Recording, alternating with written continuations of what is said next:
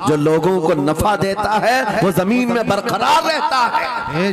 कुरान की आयत पढ़ करके मैं तुम्हें हौसला देता हूँ, तुम्हें यह हौसला देता हूँ। अल्लाह ने कुरान में फरमाया इन्ना अर्दी वासिया, मेरी जमीन बहुत कुशादा है, मेरी जमीन बहुत कुशादा है। रब ताला फरमाता है वलक़द कतबना फी ज़बूर मिन बादि ज़िक्र अन्नल अर्द यरिथुहा इबादियस सालिहून। हमने ज़बूर में ये लिख दिया है कि हम इस जमीन का वारिस नेक बंदों को बनाएंगे। सुभान अल्लाह। आप इस बात के खौफ में न रहे, इस बात के खौफ में न रहे। अज़ीज़ान गिरामी वक़ार, जो काम तुम्हें करने के लिए कहा गया है वो क्या है? वो एक ऐसा इनकलाब इस जमीन से आना चाहिए, एक ऐसा इनकलाब। आपको मैं एक बात बता दूं, तारीख में जो तुम्हारी सिचुएशन और तुम्हारी हालत के मुताबिक हो मैं वो बात करने की कोशिश करता हूं ताकि तुम्हारे दिल पर असर हो। आप जिस इलाके में रह रहे हैं, आप यहाँ के हालात बेहतर जानते हैं। वो दिन याद करो जब नबी पाक सल्लल्लाहु तआला अलैहि वसल्लम ने ऐलान नबूवत फरमाया मक्का में, और उसके बाद कुफ्फार और मुशरिकीन का जुल्म शुरू हो गया। गरीब सहाबा को पकड़कर मारते थे। हजरत बिलाल हबशी, हजरत खुबैब इब्न अदी, हजरत खब्बाब इब्न अल-अरद, हजरत ज़ैद बिन दसना, हजरत अम्मार बिन यासिर, ये वो सहाबा हैं जिनको सिर्फ मारा नहीं गया है, आग में तपाया गया है। क्या सब कर लिया। मॉब लिंचिंग मक्का के जालिम करते थे बहुत। और एक दिन ऐसा आया, तवज्जो मैं जो कहने जा रहा हूँ, नबी पाक सल्लल्लाहु तआला अलैहि वसल्लम हरम पाक में दाखिल हुए, मस्जिद हरम में आए। खाने काबा की चाबी उस वक्त उस्मान बिन शैबा के पास हुआ करती थी, जो ईमान लाए हुए नहीं थे। ये हज़रत उस्मान गनी नहीं है, वो दूसरे उस्मान है। उस्मान बिन शैबा के पास काबे की चाबी होती थी।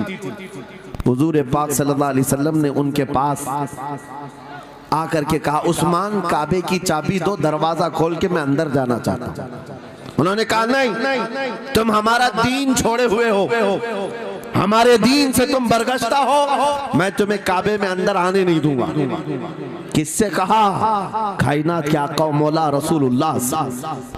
हुजूर ने कुछ नहीं कहा।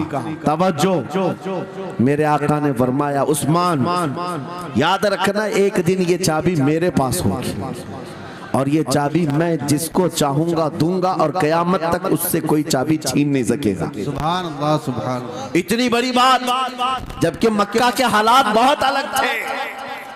जगह जगह सहाबा को मारा जा रहा था और छुप छुप करके इस्लाम की तबलीग की जा रही थी। उस जमाने में मेरे आका फरमाते हैं उस्मान, ये चाबी एक दिन मेरे हाथ में होगी काबे की, मैं जिसे चाहूंगा अता करूंगा और फिर कयामत तक उससे कोई चाबी नहीं छीन सकेगा।